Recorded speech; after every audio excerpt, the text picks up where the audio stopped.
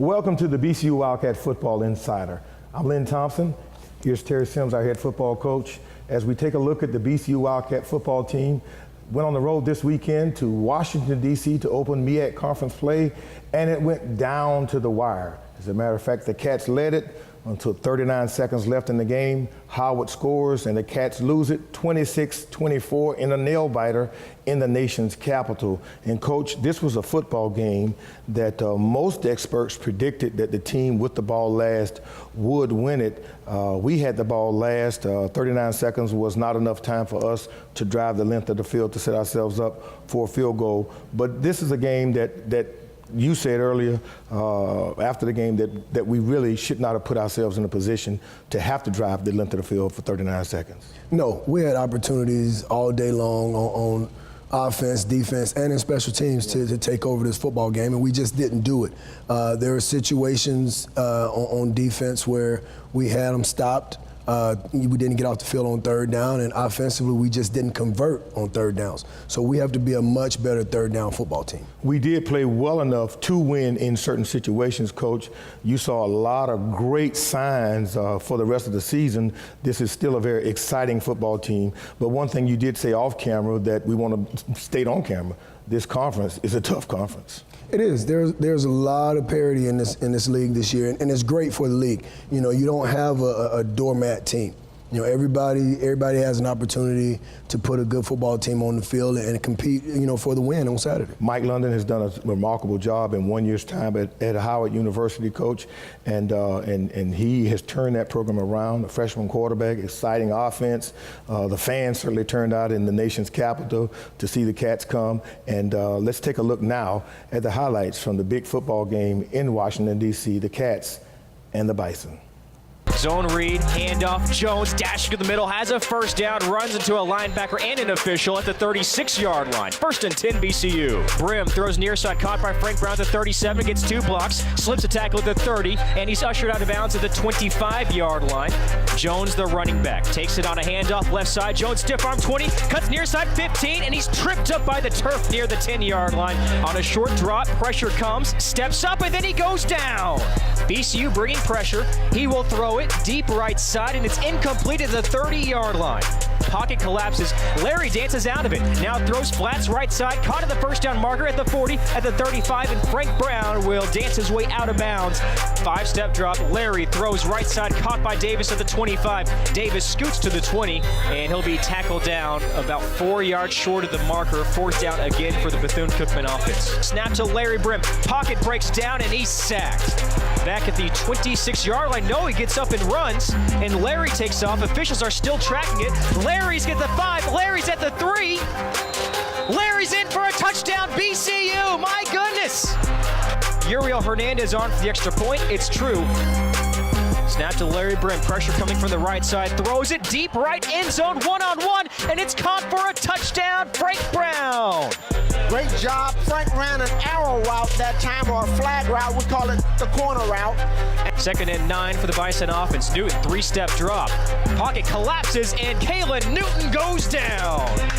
Sacked by a trio of Wildcats, and leading the charge is Marquez Ford back at the Bison 42. Slot in motion, shovel pass right side. Bird looking for the edge at the 25, at the 20, at the 15. Bird puts on the Jets, and he's in pay dirt. Touchdown, BCU. Bird speed right there. That is what speed does to you. He got that edge. Nolan, you saw it coming early, but he got to the wall so quick, he was in the alley.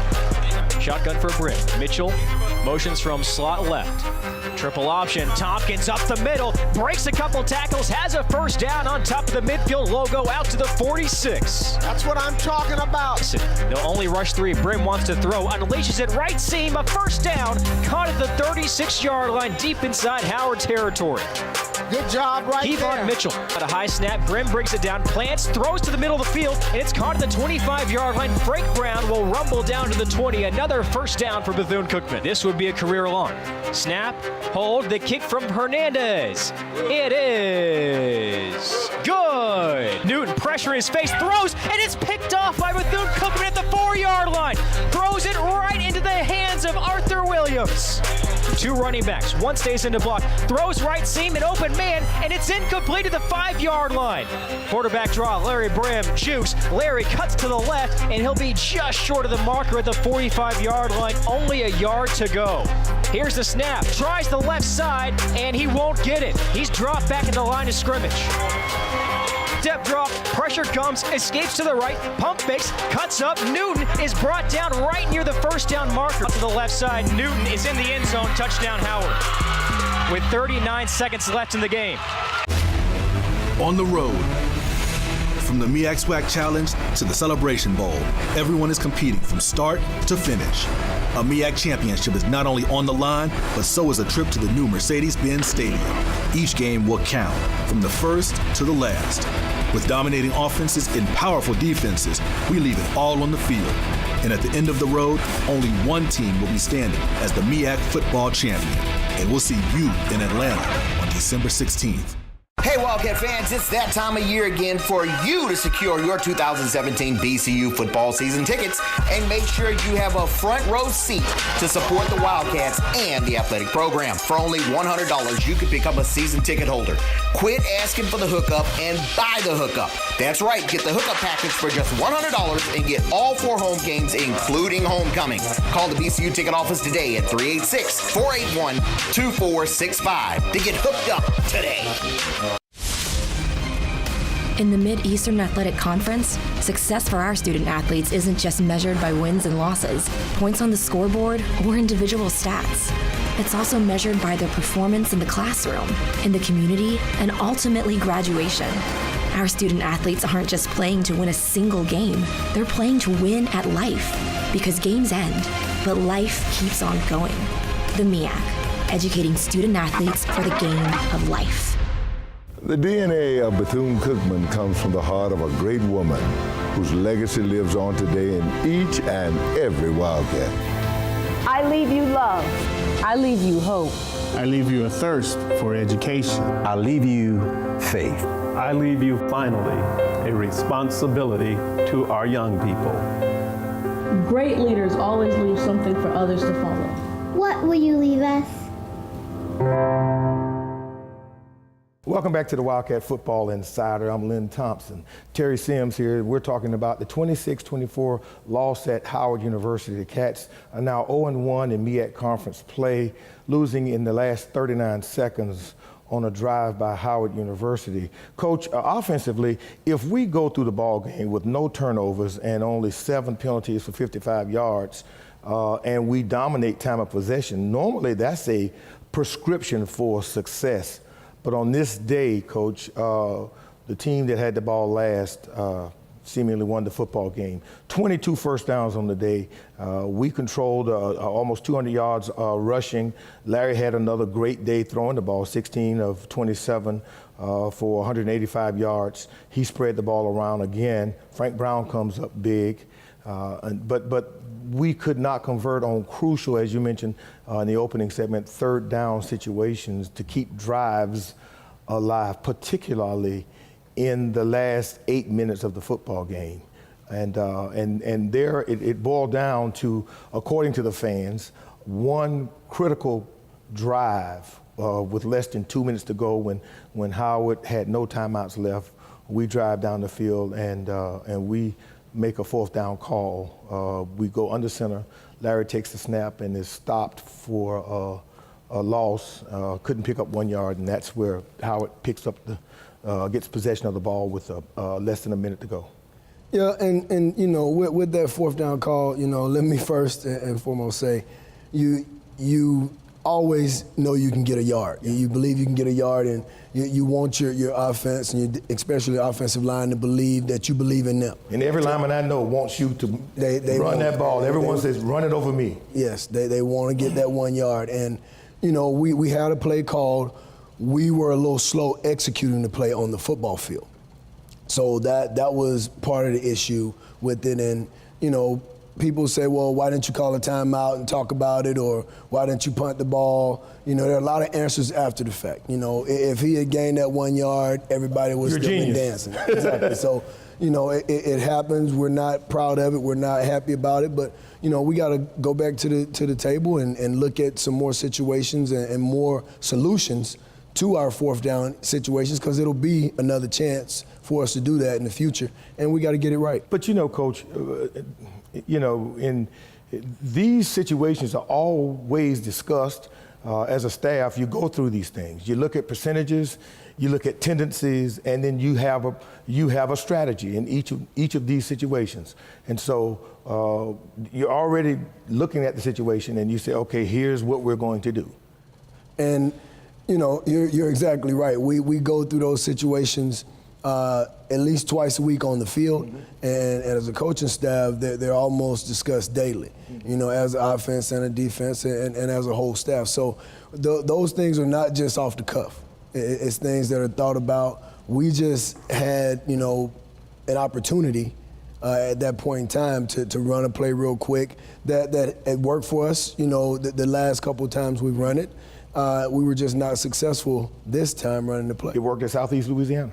It did, and it worked in Southeast Louisiana on fourth down. That's right. And we picked it up, and you know, we really thought we had a good shot at it this time, and it was, you know, the play was there. I'll never put a game or situation on a player. You know, Larry missed the gap that it was in, and he went outside a little bit, and that left that overhang guy free to hit him, and we got tackled right on the line of scrimmage. But, you know, again, we're going to continue to work, and we're not going to let this kill our season. Okay, two guys that had great football games, Mike Jones and Quayshawn Byrd. Mike Jones, you know, is Mike Jones. He's doing what we expect Mike to do, and, you know, the thing that kind of started the day off to be a little rocky, Mike runs and he's in the open field and he just trips and falls. Yeah, a certain touchdown. And that never happens with Mike Jones, at least. He's never a guy that does anything like that. But he came back and continued to have a great day running the ball and continued to pick up in our pass protection. And Quayshawn Byrd is just what we thought he would be. He's an explosive football player. It's going to be a great addition to this offense and something great for the Wildcat fans to see in the future. This freshman from Flagler Palm Coast High School in Palm Coast, Florida is something special, and you're going to see a lot more of him. Coach, also Frank Brown really got off to a good start, didn't he? He did, and you know, Frank does that. Frank will find an open area, and he and Larry hooked up as they have been for the last couple of years, you know, and we knew that sooner or later he would show up. And he did on Saturday. Okay, we'll come back in just a few moments. We'll talk defense. And the Cats certainly had a lot of pressure put on them. They gave up a lot of yards in a day, but we knew that was going to be the case. We'll come back and talk about that and also special teams play. On the road, from the MEAC Challenge to the Celebration Bowl, everyone is competing from start to finish.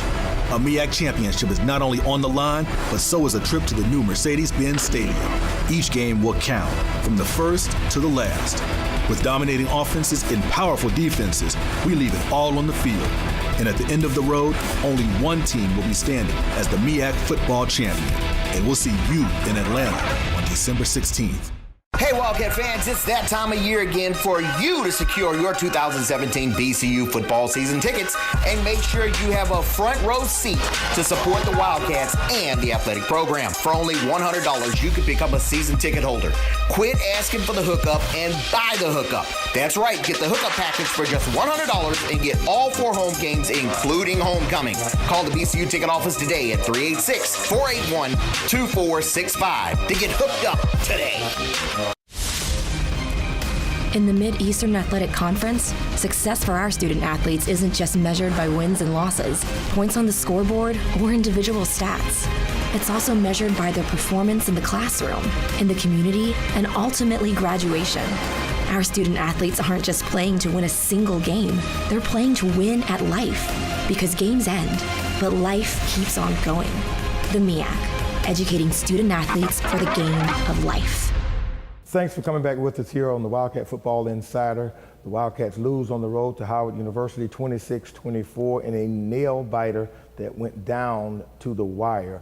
0-1 in conference play and a chance to change things up this weekend as the Cats finally get off the road. Our home opener this Saturday against the Savannah State Tigers in Daytona Beach Municipal Stadium against finally, Coach, we're home to open up after being the Road Warriors, and we got to find a way to fix things and really get in the win column in conference play.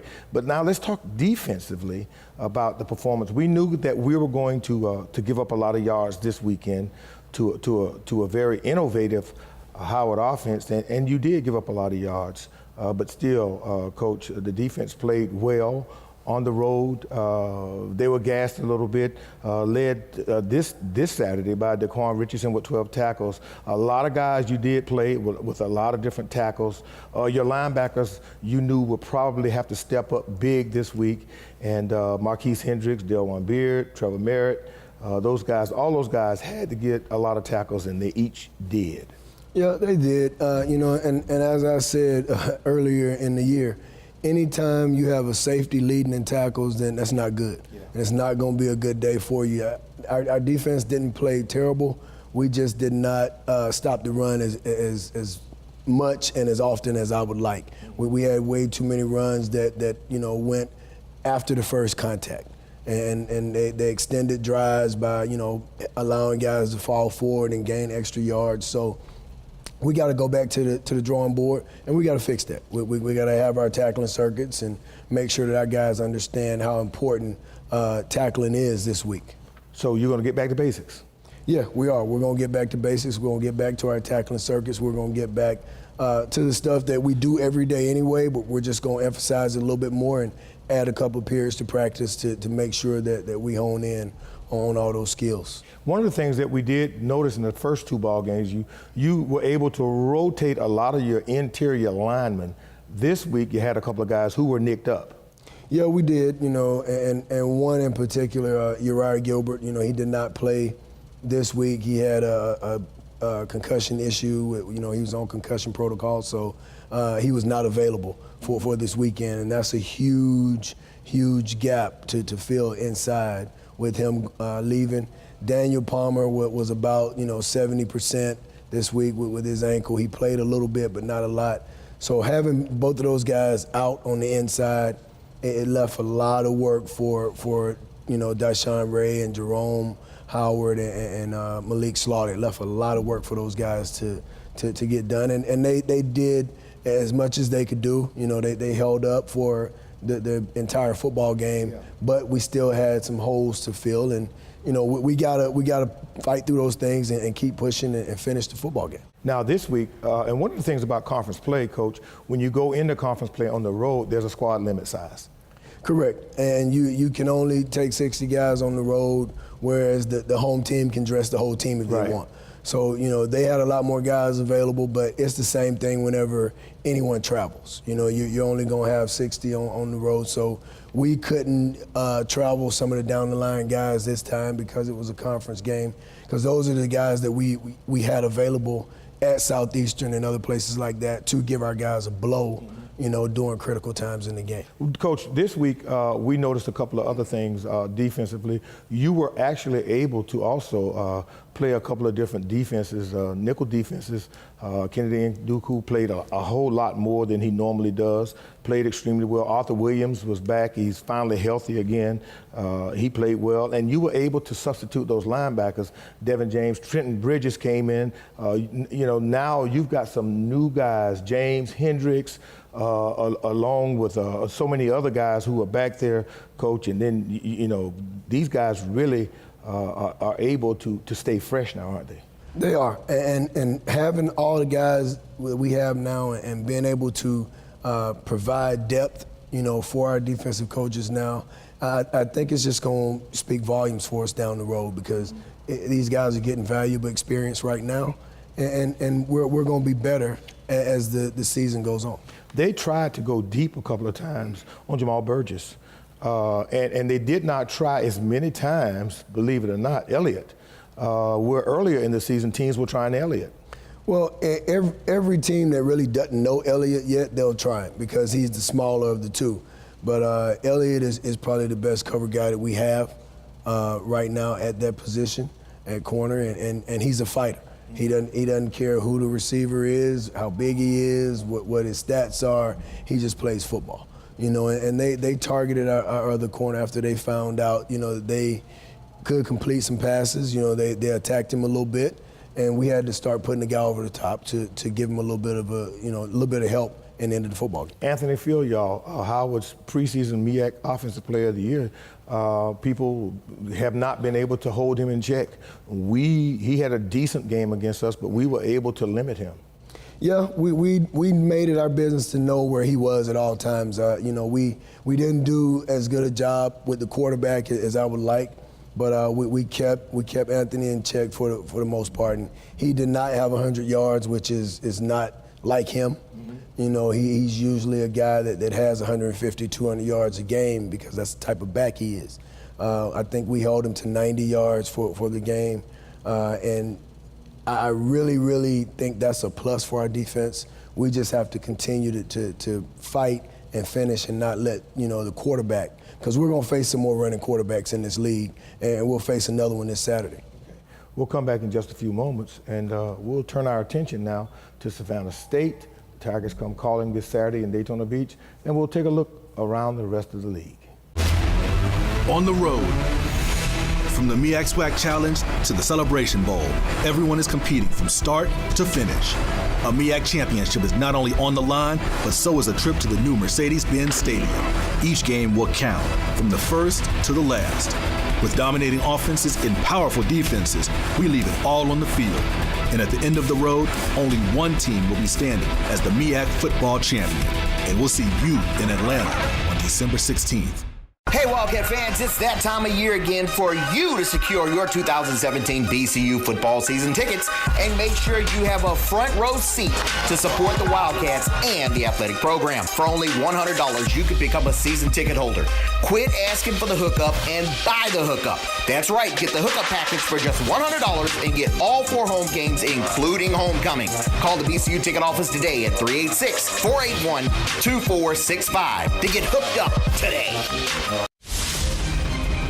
In the Mid-Eastern Athletic Conference, success for our student athletes isn't just measured by wins and losses, points on the scoreboard, or individual stats. It's also measured by their performance in the classroom, in the community, and ultimately graduation. Our student athletes aren't just playing to win a single game, they're playing to win at life. Because games end, but life keeps on going. The MEAC, educating student athletes for the game of life. The DNA of Bethune-Cookman comes from the heart of a great woman whose legacy lives on today in each and every Wildcat. I leave you love. I leave you hope. I leave you a thirst for education. I leave you faith. I leave you finally a responsibility to our young people. Great leaders always leave something for others to follow. What will you leave us? Thanks for coming back with us here on the Wildcat Football Insider. The BCU Wildcats closed the book on the trip to Howard University, losing it 26-24. We're 0-1 in conference play, 1-3 overall, and now finally home this weekend as we open up our homestand against the Savannah State Tigers. And Coach, you've got a bone to pick, so to speak. Last year we went to Savannah State and they upset the Cats. First time they'd beaten the Cats in, oh man, over maybe almost 2 decades. And now this football team of yours is very hungry and so happy to be able to be home and to basically to not get on a bus or a plane to go play a football game. But more importantly, they're on a mission now. We've got to really get back on track, and all is not lost. You said earlier that there's a lot of parity in this league, and that the road to the Celebration Bowl has some hurdles and some bumps and some potholes. And we don't think that anybody is going to go through unscathed. Right. Yeah, we'll see a lot of people drop games in this league this year, and it'll probably be a lot like our game, and I'm sure we'll get to it later on, but the Howard not Howard, but the Savannah State FAMU game, it was close. Yeah. A lot of games in this league have been close over the past 2 weekends, and I think it'll be the same way as the season goes on because people are going to continue to get better. Well, let's talk about Savannah State and FAMU because that's the opponent that comes calling this weekend, and Savannah has a chance to win it this past Saturday. The game ends on the 1 yard line. It does. They have a chance to score. They're on the 1 yard line. They run a little read option play, and the quarterback decides to pull the ball and throw it in the back of the end zone to a receiver, and his running back walks in the end zone. There's nobody there. So if he gives the ball, Savannah State wins. Mm-hmm. And that's the kind of thing that happens. You can't blame the kid or say, what did he do? Because he's reading the defense, and that's what he saw, and his read told him to pull it, and that's what he did. But, Coach, you said something earlier that our fans, and we appreciate the passion of these fans, but you're coaching kids. We are, and these young men, they make mistakes, and they're going to do things that are a little bit uncharacteristic at times. But we just have to continue to coach them and continue to groom them and help them grow, not only as players but as people. Savannah State is a very much improved football team, and you saw it last year, and you see it now. Yeah, you do, and you continue to see the progress that Coach Rayburn and his staff has done with this football team with recruiting and bringing better guys in there, better looking players, just better skilled players. And watching them put these guys on the football field and put them to work, and they're seeing the actions now of all their hard work. They've been on the road, much like us, for the first 3 weeks of the season, Coach, playing guarantee games, and they thought that they had a chance to win that one. And so them being, 2.5, 3 hours down the road, a lot of them, your home folks from South Georgia, they're going to be coming here to try to ruin your weekend. Yeah, and we're going to do everything in our power not to let that happen. We have to get back on track ourselves, and we're preparing daily to make sure that we can go and put together a good game plan, in all 3 phases. But, most importantly, to give our fans something to be proud of and to be excited about for this 2017 season. And for you fans, this is your last chance to get your season tickets. The hookup package is still alive. Make sure you contact our ticket office to take advantage of that package right now. The ticket information is there on the screen. Please take advantage of it. And if you're in town, Daytona Beach Thursday night at 7 o'clock at the 90 Degrees Sports Grill, come on, join Terry right there and Nolan Alexander at the Terry Sims Show. Come out and ask Terry any question you want to ask him. If not, log on to the Cat Eye Radio Network at 1380 The Cat, and you can listen to it live. Hey, if you can't make the game this Saturday, make sure you just tune in to the Cat Eye Radio Network and listen to us in your locality. If you can't, you can catch us on live stream. We're out of time, but we sure need you to continue to support the Wildcats. 4 p.m. kickoff, Daytona Beach Municipal Stadium. For Terry Sims and the Wildcats, I'm Lynn Thompson. We'll see you at the stadium.